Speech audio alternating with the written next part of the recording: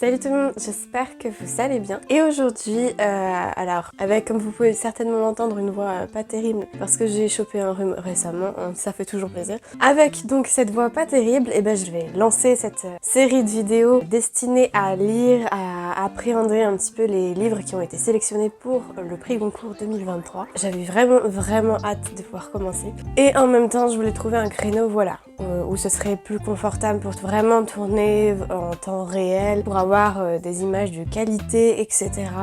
et avoir vraiment le temps de me consacrer pleinement à la vidéo. Sauf que je vais avoir quelques petits contretemps qui vont venir de temps en temps un peu rythmer mes lectures parce que j'ai pas mal de choses aussi à faire pour préparer le déménagement. Là, notamment ce matin, je pense que je vais m'attaquer à ces deux dernières bibliothèques manga parce qu'après, il y a le reste. Donc je pense que dans un premier temps, je vais m'occuper de ça et puis je vais vous reprendre après autour d'un café, peut-être, très certainement, avec la première lecture. Et j'ai une sacrée nièce aujourd'hui. Ça fait genre que je viens de me réveiller et que je ne me suis pas coiffée.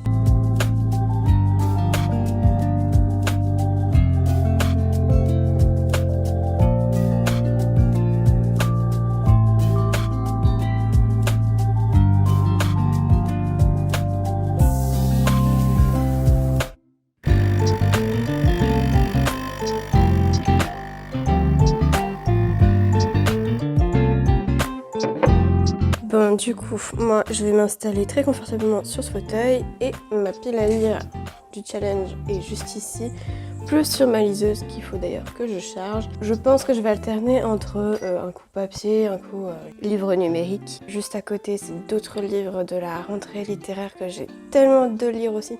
Mes priorités à cela. Je suis désolée par avance pour la qualité vidéo qui est peut-être pas tip top. Je suis au téléphone en fait. Parce que pour le format vlog ça m'a quand même l'air plus pratique. Et luminosité, j'ai pas le choix maintenant que de tourner un peu ici parce que comme vous avez pu le voir, je suis encore dans les cartons et donc mon fond habituel n'est plus du tout utilisable. Et du coup sans plus attendre, j'ai vraiment trop hâte. Donc sans plus attendre, je vais commencer ce challenge personnel avec le dernier arrivé d'ailleurs de la pile à lire, donc Naufrage de Vincent Delecroix. Et sur ce, je vais m'y plonger de suite. Les naufrages, page 32. D'après la géolocalisation, ils étaient, c'est vrai, dans les eaux françaises, mais les courants les portaient vers les eaux anglaises, et alors j'ai rappelé les Anglais pour les prévenir qu'ils en approchaient. Et j'ai dit aux occupants de l'embarcation de ne pas paniquer, car les secours arrivaient. On n'entendait pas de bruit de moteur, leur canot devait être en panne et à la dérive. Et peut-être ils prenaient l'eau. Et quand 1 heure plus tard, ils se sont en effet retrouvés dans les eaux anglaises, j'ai encore appelé les Anglais pour les en informer. Et les Anglais, pour ce que je sais, ont mobilisé un patrouilleur. Mais comme ils étaient à 45 minutes de là, ils nous ont demandé d'envoyer nous aussi un patrouilleur sur zone. Ce qui n'était pas possible parce que le nôtre était occupé à une autre mission. Et à partir de là, les occupants du canot n'ont pas arrêté d'appeler, disant que le canot était cassé, qu'ils prenaient l'eau, qu'il fallait les aider, qu'il fallait venir les sauver, etc. Mais personne ne les a sauvés et les Anglais ne les ont pas trouvés. Ils ont coulé apparemment.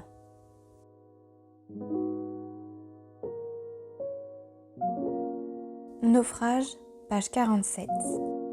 Il y a donc eu un moment de silence et puis, pensant sans doute que j'étais ébranlée par ses propos, elle m'a dit « Maintenant je vais vous dire franchement les choses. » Et pour dire franchement les choses, elle avait besoin de se redresser et de s'écarter du bureau. Vous pouvez rejeter la responsabilité sur la terre entière, mais si vous ne voulez pas admettre une erreur d'appréciation, qu'est-ce qui peut expliquer que vous n'ayez pas envoyé les secours, que vous n'ayez pas informé les Anglais de l'état probable du canot, que vous ayez même dissuadé le navire qui les avait repérés de se dérouter pour leur porter secours? Pour l'explication de ces faits-là, qu'est-ce que je dois choisir? L'erreur de jugement ou la volonté homicide? Qu'est-ce que je dois conclure? A-t-elle insisté. Que vous vous êtes trompée? Que vous avez été négligente? Ou bien que vous avez fait preuve de tant de mauvaise volonté et que vous vous êtes montrée si insensible et si indifférente au sort de ces gens qu'ils en sont morts? À moins que les trois à la fois. Qu'est-ce que vous préférez comme option?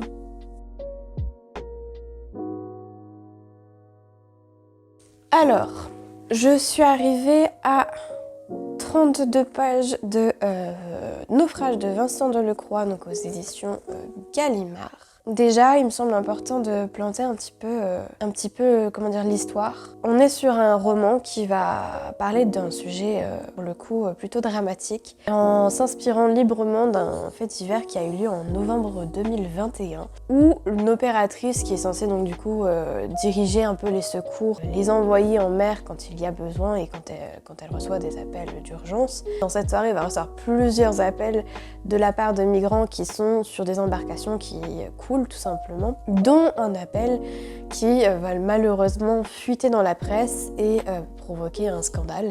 Parce qu'en fait, on le comprend de façon très morcelée, on le comprend, on colle ensemble les morceaux de notre côté.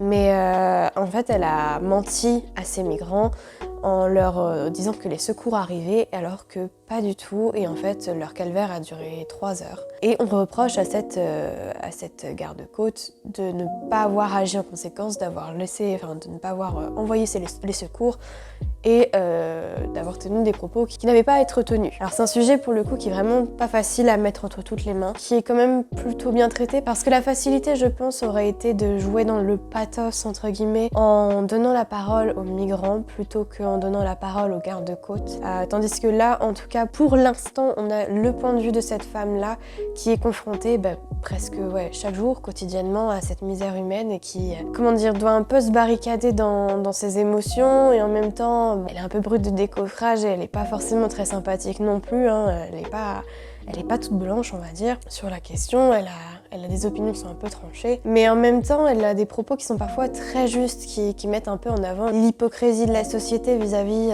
le drame migrant, hein, tel qu'il est traité par le monde journalistique, par la presse, etc., qui s'empare de ce fait divers et que, au final, cherche pas plus loin que le drame en lui-même, en fait, cherche pas à comprendre les mécanismes qui ont poussé, qui ont conduit à celui-ci. Donc, pour l'instant, on est vraiment sur quelque chose de très fort, renforcé par en plus une écriture un peu particulière où les phrases sont très très longues. On n'en voit pas en fait vraiment la fin entre guillemets. C'est des phrases où il y a beaucoup de virgules, très peu de points finalement, très peu de points, beaucoup de virgules. On est en haleine en fait en même temps qu'on le lit et en même temps je trouve que c'est le genre de texte qui, quand on le lit à voix haute, rend très très bien, donne une certaine puissance au texte en lui-même qui est déjà très fort parce que il y a des passages que je meurs d'envie de vous lire. Rien que vous lire un extrait, ça permettrait déjà de comprendre un peu le style d'écriture et la puissance vraiment de ce texte à certains niveaux. Donc pour l'instant, c'est un grand oui. Bon après, je suis qu'à 30 pages sur je sais plus combien, sur 130. Ça va. Je suis pas non plus hyper avancée, mais déjà d'emblée, je sens que ça va être une lecture qui va soit profondément me marquer, soit en tout cas beaucoup me plaire. Et je pense que c'est le but. C'est le genre de texte où même si on n'a pas forcément aimé, je sais pas, par exemple l'écriture, la façon dont c'est écrit ou le personnage en lui-même, c'est le genre de lecture qui quand même travaille même une fois que le livre est refermé. Moi pour l'instant ça a l'air d'être un grand oui, donc après je vais poursuivre ma lecture. J'ai vraiment hâte de voir comment ça va évoluer. Mais je vous en dis plus dans pas très longtemps.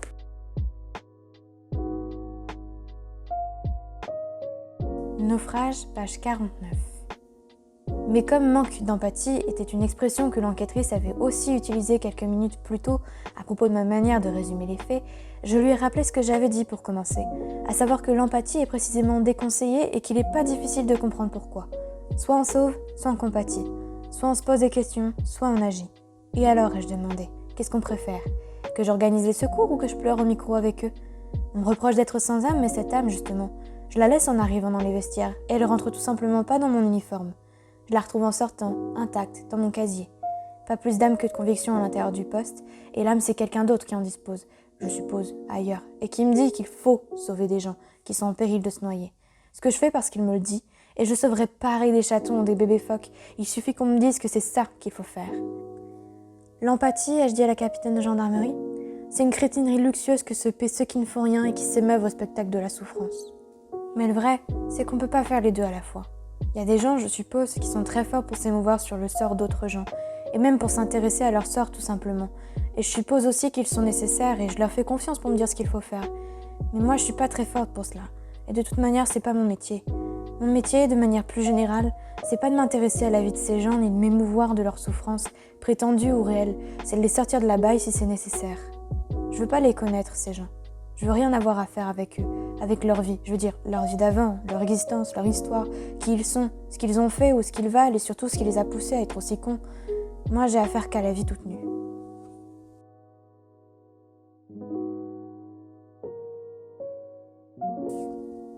Naufrage, page 98. C'était une agonie, il ne le savait pas vraiment. Les sensations locales s'étaient éteintes les unes après les autres, où elles avaient toutes fusionné dans la sensation générale de basse intensité et du froid, même plus vraiment ressenti parce que le corps lui-même n'était plus qu'une masse indistincte, une espèce de bloc insensible et presque étranger auquel ils étaient ligaturés. Leurs lèvres gonflées remuaient et balbutiaient, la poitrine écrasée dans un étau qu'ils ne sentaient même plus, la gorge enflée et comprimée, la mâchoire presque soudée. Leur visage prenait une teinte bleue et crayeuse à la fois. Les oreilles bourdonnantes, ils étaient gagnés d'une stupeur continue, une léthargie irrésistible qu'ils confondaient avec le calme et la continuité souterraine et indestructible de la vie végétative. En réalité, ils mouraient.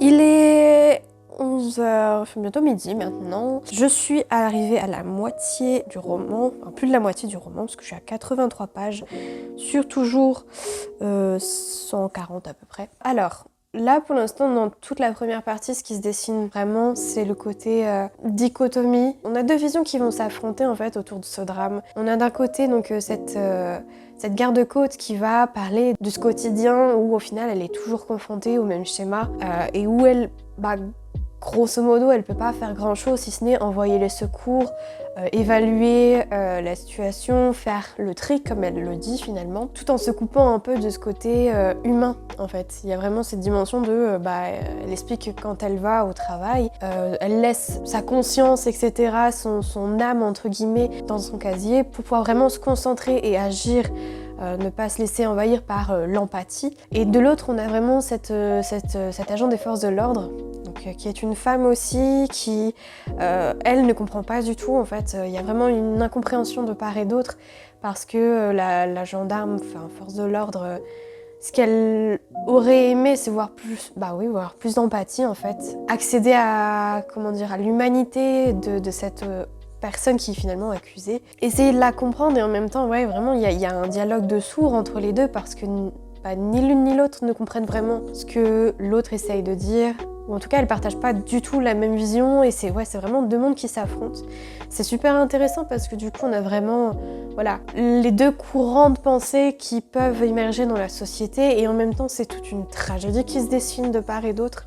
C'est qu'on comprend bien que la situation, elle échappe à tout le monde en fait. C'est un drame qui se passe quotidiennement, sur lequel la société ferme beaucoup les yeux ou en tout cas mesure pas l'importance, on va dire. Enfin, c'est vraiment puissant comme première partie et très intéressant au niveau de la construction pour en tirer quelque chose de parlant en fait, qui parle à tout le monde. Il n'y a pas besoin de faire des études de fou pour que cette première partie délivre son message en fait, de façon plutôt limpide. Alors c'est vrai que c'est pas toujours facile à suivre parce que l'écriture est un peu particulière, ça c'est vrai. Après c'est un effet de style et en même temps un outil vraiment qui permet de rendre les paroles plus concrètes parce que c'est vraiment un côté plutôt franc-parler qui ressort quand on lit ce livre. Mais c'est vraiment très... Alors je dirais pas chouette, mais très intéressant. Franchement, c'est réfléchi comme texte et ça se sent. Puis c'est tellement prenant en termes de réflexion, en termes de deux visions qui s'affrontent. Enfin, personne n'a la vérité en fait sur cette histoire, sur quel bon comportement aurait été, quel comportement aurait été le plus juste à aborder au final. Donc non, c'est vraiment, je trouve, un texte, comme je l'avais prévu entre guillemets de base avant de me lancer, qui va me marquer, que je pense qu'il ne va pas marquer que moi, qui a un peu un côté dérangeant, provoquant par moments parce que il y a le franc-parler de cette garde-côte qui, elle est très crue en fait, elle ne va pas par quatre chemins pour, comme je l'ai dit au début, elle critique vraiment ouvertement l'ironie de la presse, des mots qui sont employés pour parler de ce drame et qui cachent une hypocrisie beaucoup plus large. Je me perds un peu dans mes réflexions, mais non vraiment, franchement c'est super bien construit, c'est hyper intelligent. Et ça laisse pas indifférent, c'est deux visions qui s'opposent, personne n'a la vérité. Le lecteur en ressort pas forcément de ses premières parties en disant bon ok, le bon comportement ça aurait été ça, parce qu'on comprend bien que il y a d'autres paramètres qui sont entrés en jeu dans ce drame. Donc non, à voir. Vraiment, pour cette deuxième partie, j'ai hâte aussi de lire parce que je me dis, si c'est divisé en 2 parties, je ne sais pas ce que contient la deuxième, c'est peut-être un revirement total ou quoi, donc à voir. Mais je vous en dis plus certainement après que je mange et après avoir terminé du coup cette deuxième partie parce que là il reste très peu de pages, il reste une cinquantaine de pages à tout casser, donc je pense pas qu'il fera la journée. Naufrage, page 103. Je ne pensais pas à l'information judiciaire en cours, peut-être, mais je pensais beaucoup, puisque c'est ce qui arrive lorsque l'on contemple la mer. Soit on pense beaucoup, soit on ne pense à rien, ce qui est sans doute une autre manière de penser.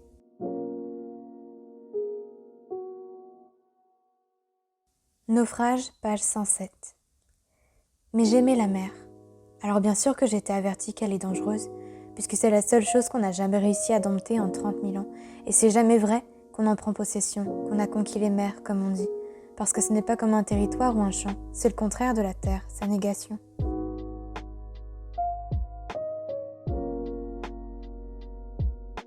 Naufrage, page 108. Qu'elle fasse du mal, je ne vois pas qui pourrait l'ignorer. Mais il y a une différence, ai-je dit ou bien pensé, entre savoir et redouter la puissance de la mer et savoir comme moi qu'on a affaire au mal, la différence entre le mal qu'elle fait et le mal qu'elle est, et cela en revanche, le mal qu'elle est, il n'y en a pas beaucoup qui le voient. Mais moi je le voyais, et depuis un bout de temps.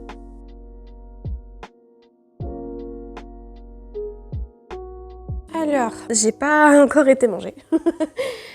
J'ai voulu d'abord lire la deuxième partie parce que je me suis rendu compte qu'il y avait encore une autre partie, une troisième cette fois-ci, et puis la deuxième partie était pas bien longue, donc je me suis dit bon, on va se laisser tenter. Donc je viens de la finir, on est à 103 pages maintenant. La deuxième partie, elle contraste clairement avec la première parce qu'on est vraiment, comme je l'ai dit au début, c'est une sorte de conversation qui n'en est pas vraiment une finalement puisque personne n'entend les propos de l'autre vraiment, ou en tout cas ne les assimile. Mais cette deuxième partie, en fait, on est plus sur redonner une histoire, un visage et une réalité en fait au drame en lui-même. C'est-à-dire qu'on va tout simplement être parmi ces migrants.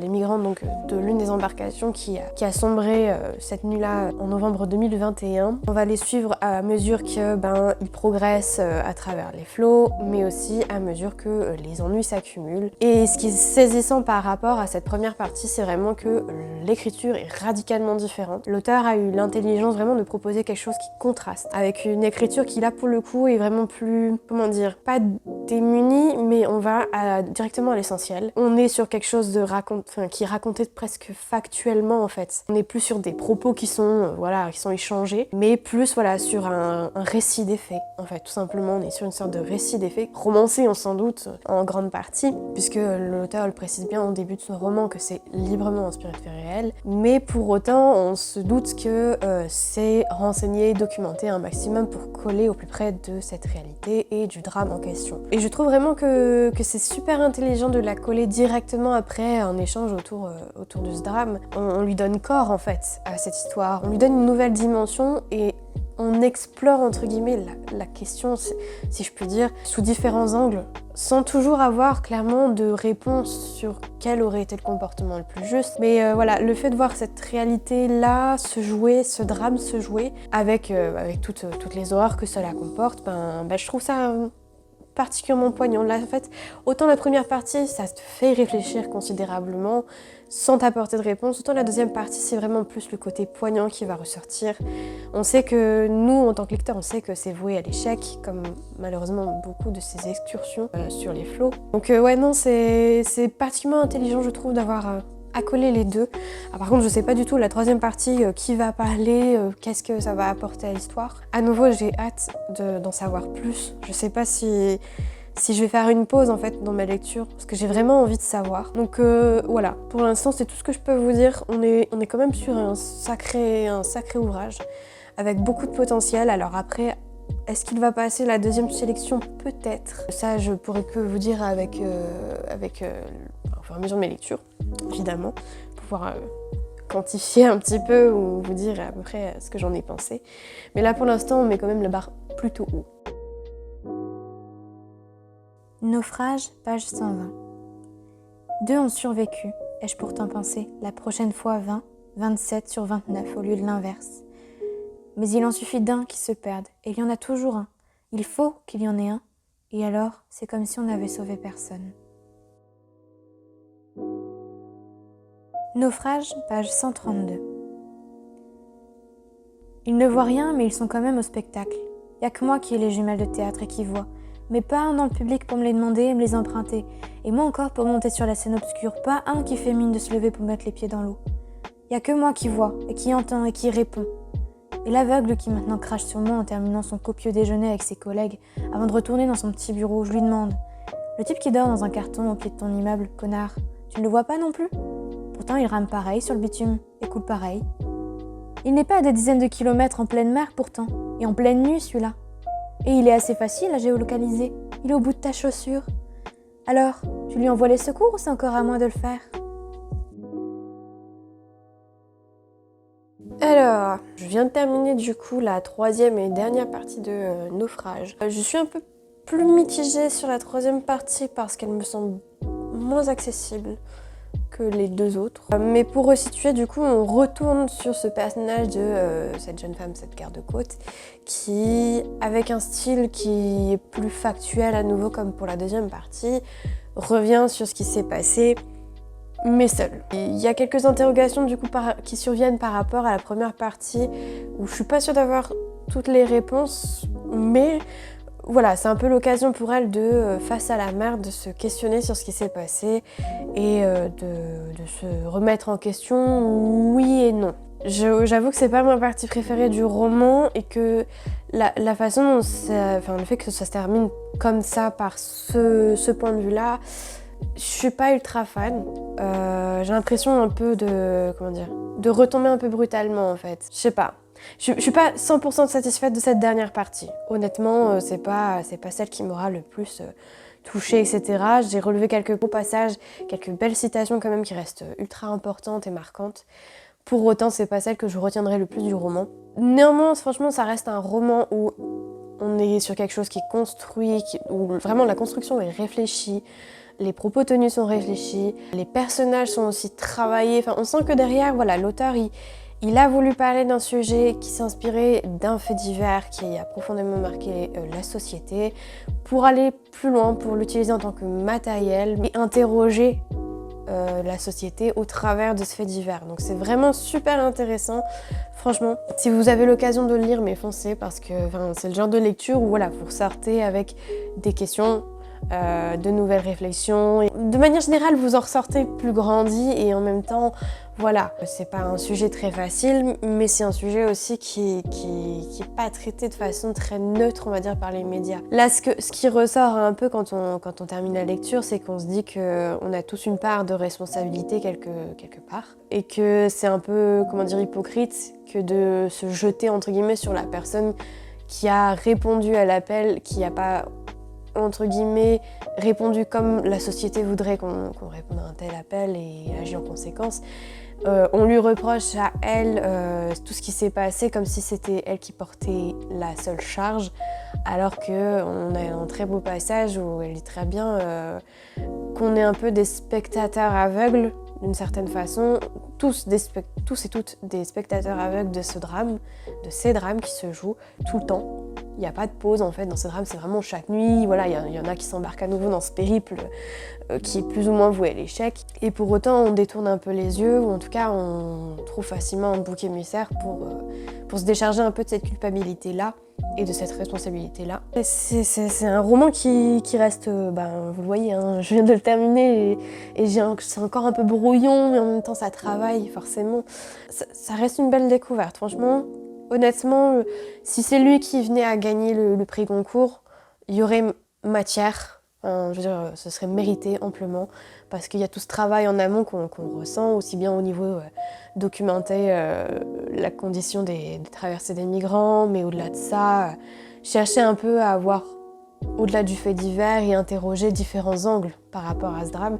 C'est super pertinent, je trouve, en tout cas pour marquer plus durablement le lecteur. Donc, il a toutes ses chances à mon sens. Après, je verrai bien au fil de mes lectures si c'est lui qui ressort vraiment, en tout cas, parmi ma sélection de la sélection. Je sais pas trop quel sera le prochain livre.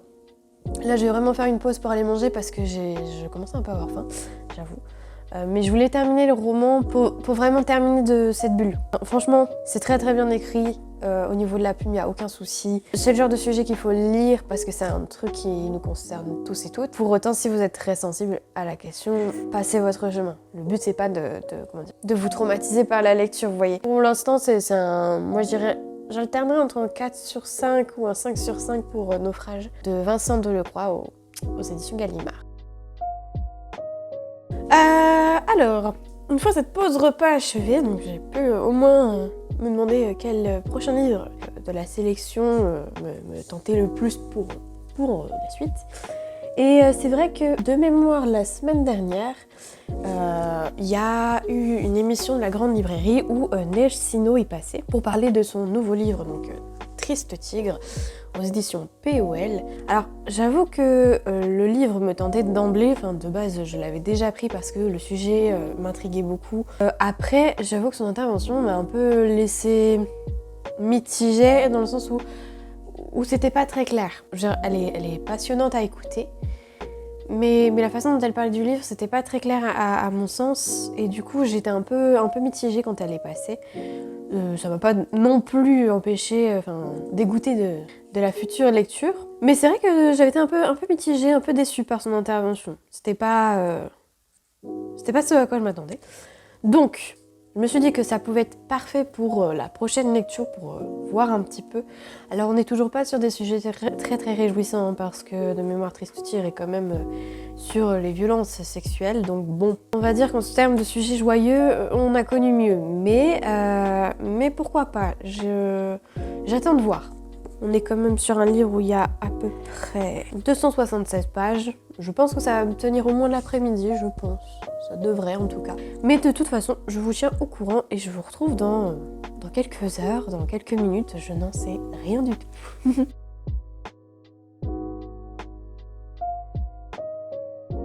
Triste Tigre, page 9. Car à moi aussi, au fond, ce qui me semble le plus intéressant, c'est ce qui se passe dans la tête du bourreau. Les victimes, c'est facile, on peut tous se mettre à leur place. Même si on n'a pas vécu ça, une amnésie traumatique, la sidération, le silence des victimes, on peut tous imaginer ce que c'est, ou on croit qu'on peut imaginer. Triste Tigre, page 24. On s'imagine volontiers le voleur, le traître, l'assassin même. Le tabou de notre culture, ce n'est pas le viol lui-même, qui est pratiqué partout. C'est d'en parler, de l'envisager, de l'analyser. Triste Tigre, page 25. La plupart des criminels s'inventent des histoires qui rendent tolérable ce qu'ils vivent. La plupart des pervers se racontent à eux-mêmes que ce qu'ils ressentent et ce qu'ils font a son origine dans de l'amour.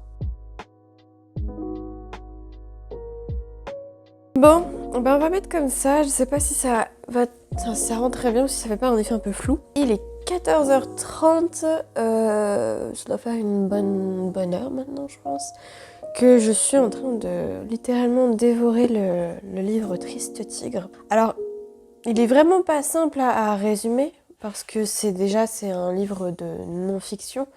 Donc, Neige Sino va raconter sa propre histoire, mais en même temps, il y a un certain recul qui est pris quand même de temps en temps de sa part pour relater les faits qui concernent son histoire. On a de temps en temps aussi des documents comme des photos, des extraits d'autres œuvres qui sont glissés. On a aussi des unes de journaux qui sont glissés comme ça de temps en temps pour accompagner le texte, pour appuyer des propos.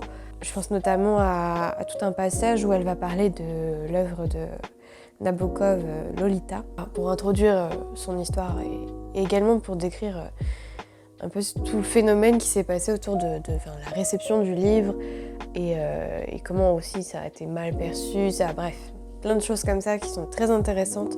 Il y a d'autres œuvres qui sont citées, il y a du Emmanuel Carrère, du Virginia Woolf. En feuilletant tout à l'heure, j'ai vu que tout était répertorié à la toute fin du livre. Mais c'est vraiment un ouvrage où on a comme ça plein d'éléments qui se croisent pour dessiner vraiment le récit de l'autrice qui cherche à revenir un peu sur ce qui s'est passé, sur les mécanismes, mais pas que. Elle a une façon très particulière de raconter les éléments. J'ai un peu l'impression qu'elle décortique. Ça part parfois un peu dans tous les sens, mais au final, ça perd pas le lecteur. Je trouve qu'on arrive vraiment à suivre, parce qu'il y a toujours une ligne de conduite qui reste présente et qu'en tant que lecteur, on voit, qu'on n'a pas à chercher très longtemps. Mais c'est vraiment saisissant comme histoire, en fait, au final. Elle prend vraiment le temps d'en parler et de parler notamment d'anecdotes, de souvenirs qui lui reviennent progressivement.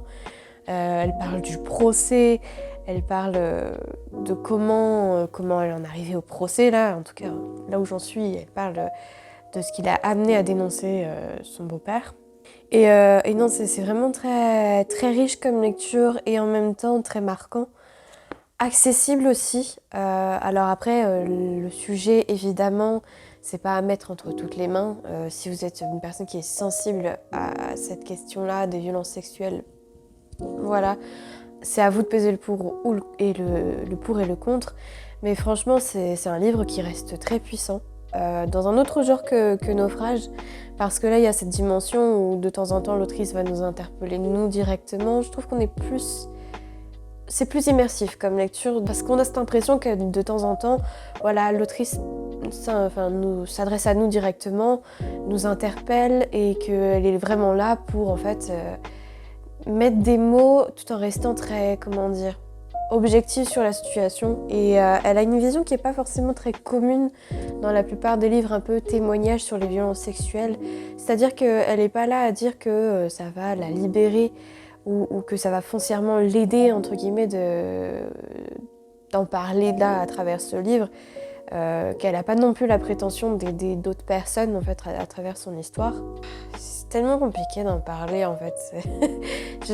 J'avoue que je comprends bien un peu le côté... c'est compliqué d'en parler dans des émissions comme La Grande Librairie, l'air de rien, ou en tout cas d'introduire le sujet pour le rendre vraiment accessible et révéler toute la richesse de l'œuvre. Et c'est vrai que c'est un roman un peu à part, enfin c'est même pas un roman, c'est un livre un peu à part et qui est d'autant plus percutant parce que justement il est un peu pas indéchiffrable mais inclassable et troublant à la fois parce qu'il y a une force de caractère chez Nino qui transparaît, cette vision aussi qui du coup n'est pas celle qu'on retrouve le plus communément et en même temps cette volonté voilà, de chercher à comprendre ce qui se cache derrière cet agresseur, en fait, tout simplement. De comprendre comment toute cette histoire, petit à petit, s'est mise en place, en fait, jusqu'à aujourd'hui. Là, je suis à 139 pages sur 275, donc à peu près la moitié, un peu moins de la moitié. Mais en fait, ça se dévore tout seul parce que comme c'est un fil de pensée, ça s'enchaîne, en fait. J'ai pas l'impression d'avoir...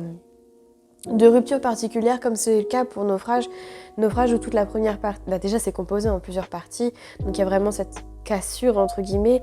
Là c'est vraiment plus spontané, c'est une parole qui se libère, qui se déroule on va dire vraiment avec fluidité, qui parle avec beaucoup de justesse, de plein de thématiques, qui a il y a de très belles citations aussi dedans, enfin c'est vraiment un peu un ovni, mais en même temps si marquant, si troublant et pas touchant, mais ça laisse pas insensible en fait. C'est surtout ça, c'est pas que c'est touchant, parce que je trouverais ça un peu bizarre de dire que c'est touchant, mais ça laisse pas insensible. Là pour l'instant, vous voyez, je suis troublée en fait. Troublant dans le sens où ça décontenance un peu. On sait pas trop comment se situer par rapport à l'œuvre, par rapport à ce qui nous est raconté. Et on est un peu là à recevoir la parole de l'autrice, à s'interroger avec elle ou à essayer de comprendre certains mécanismes liés aux agresseurs. Je pense que ça va être le genre de livre où il va me falloir un peu de temps avant de pouvoir vraiment en parler. Je sais qu'il y a pas mal de livres où, avant de faire le point lecture, notamment, je prends le temps de me poser après la lecture parce qu'il faut un peu, pas en sortir, mais arriver à digérer les propos. Là, en fait, j'ai l'impression de recevoir plein d'informations hyper pertinentes, hyper riches et une vision qui change tout à fait de ce qu'on peut retrouver parmi la littérature témoignages, etc., de violences sexuelles. Mais là, Je sais pas, je pense que c'est tellement d'informations d'un coup que... Je sais pas. Je pense que je vais me replonger dans la lecture. Je vais me prendre un petit café aussi. Et puis je vais y retourner comme ça. Comme ça, après, je pourrai terminer ce livre et peut-être vous en parler avec plus de clarté sur ce que j'en pense, sur ce que je ressens. Mais pour l'instant, à nouveau comme pour Naufrage, c'est un livre où je comprends pourquoi il est sur la liste. C'est qu'il y a quelque chose au niveau de l'écriture. Il y a clairement quelque chose. Et le sujet, de toute façon, c'est un sujet de société dont il faut parler. Mais la façon dont c'est raconté, il y a ce petit quelque chose qui fait que...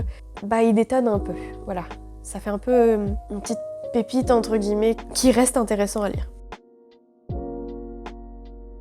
Triste tigre, page 46. Comment une petite fille comme ça peut-elle attirer le regard d'un homme ? Qu'est-ce qu'il voit quand il la voit ? Qu'est-ce qu'il peut y avoir d'érotique chez un petit être aux genoux croûtés, qui n'a pas encore perdu toutes ses dents, qui peut passer une heure à essayer d'attraper des lézards entre les pierres chaudes de l'après-midi ? L'innocence, c'est ça qu'il y a à voir, la plus pure innocence. Et ce qui attire, c'est peut-être simplement la possibilité de la détruire. Triste tigre, page 82. Selon lui, la jeune fille parle pour se libérer du terrible secret. On imagine que cette jeune fille va beaucoup mieux depuis qu'elle l'a dit, maintenant qu'elle partage avec d'autres son lourd fardeau. Dans aucun procès-verbal, il n'est dit que j'ai parlé pour me libérer. Au contraire, depuis le début, je maintiens fermement que je parle pour protéger les autres. Mais tout le monde continue quand même à croire que je fais ça pour moi, et, par extension, que je sacrifie un peu mon entourage afin d'arriver à mes fins. Triste tigre, page 86. Je viens de le raconter, le happy end. Mais bien sûr, il n'y en a pas. Il n'y a jamais de happy end pour quelqu'un qui a été abusé dans son enfance. C'est une erreur et une source d'angoisse que de croire au mythe du survivant, tel que nous le décrivent les films américains. Ça vous fait croire que le temps est linéaire, qu'il y a une progression de victime à plaignant, à survivant, à content. Triste tigre, page 132. Il n'y a que cette solution. Mais est-ce une solution ? Et si c'en est une, pour qui ? Parler, porter plainte, se faire exploser la cellule familiale. Une fois que les mots sont lâchés, se déclenche le processus multiple d'exclusion. Tout le monde veut se protéger de cet incendie. La honte se propage vite, elle est contagieuse. On vous tourne donc le dos, à l'intérieur de la famille, mais aussi au dehors. Il ne vous restera pas beaucoup d'alliés, juste vos proches amis, ceux pour qui vous importez plus que la honte que vous pouvez attirer sur eux.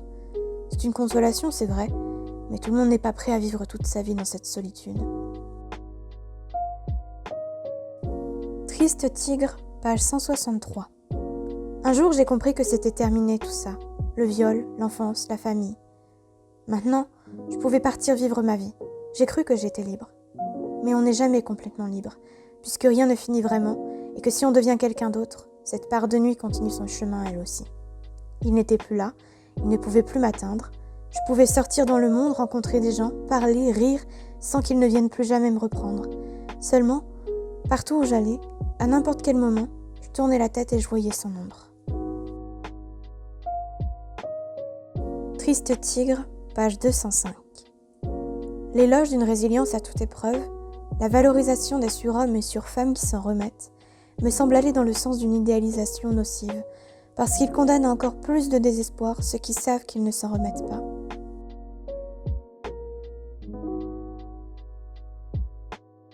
Il est bientôt 16h maintenant et je viens de terminer la lecture de Triste tigre de Neige Sino. Alors, je pensais avoir l'esprit plus clair une fois la lecture terminée, mais en fait, pas du tout. Alors, je peux dire d'emblée que c'est par rapport à Naufrage, c'est celui-là que je préfère pour l'instant.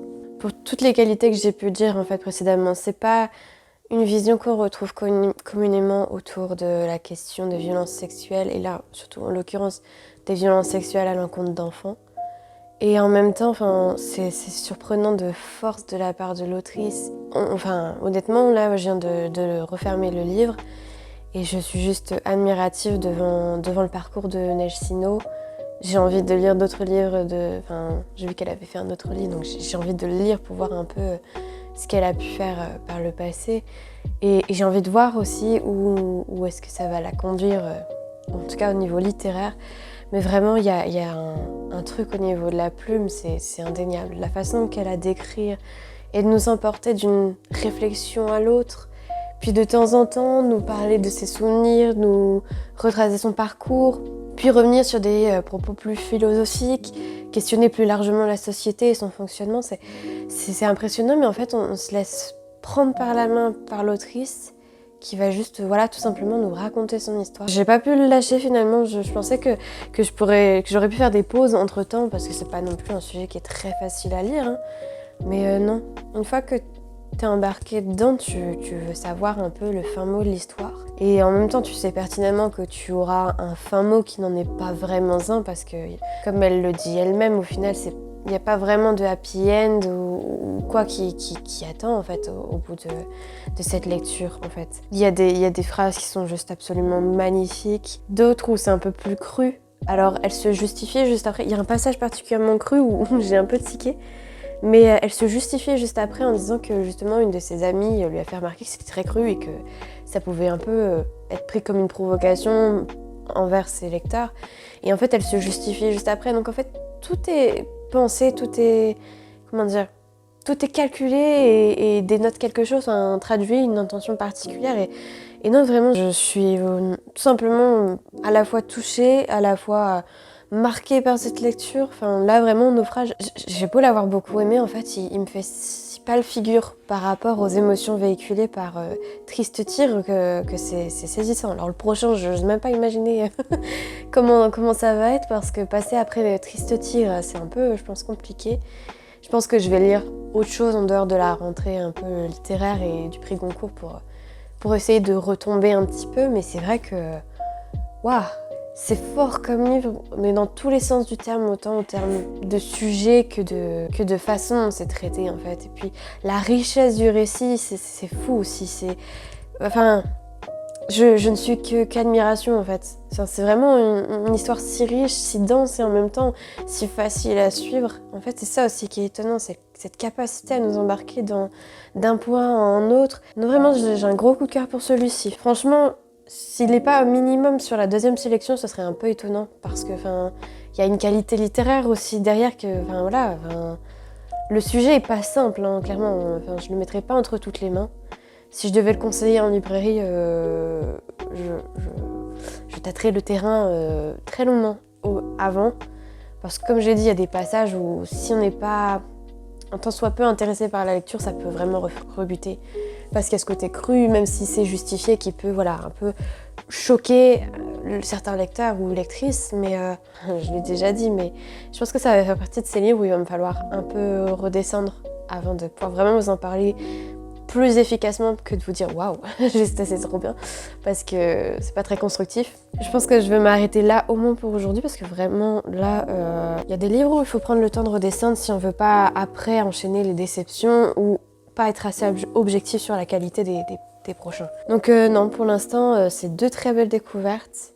Je n'irai pas plus loin aujourd'hui, mais vraiment, l'un comme l'autre, c'est des sujets qui sont pas faciles. C'est des livres qui sont nécessaires, qui sont très bien écrits, qui ont chacun une intelligence au niveau de la construction. Vraiment de très très bons textes. Donc pour l'instant, de ce que je peux voir de cette première sélection pour le Goncourt, on est quand même sur du bon niveau. La deuxième sélection, elle sera donnée le 3 octobre. Je pense que c'est deux textes qui peuvent passer au moins la première phase. Naufrage avec moins de certitude. Triste Tigre un peu plus. Mais à voir. Parce qu'on peut toujours avoir des mauvaises surprises entre guillemets. Je serais quand même déçue que Triste Tigre passe pas au moins la prochaine sélection, parce qu'il y a vraiment du potentiel. Bon, comme je dis, après, c'est deux livres à pas mettre entre toutes les mains, parce que c'est deux sujets compliqués.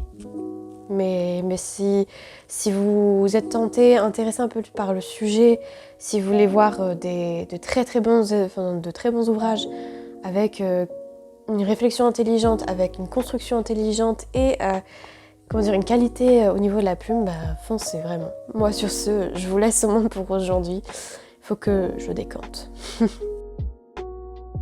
Salut tout le monde, je vous retrouve bien plus tard.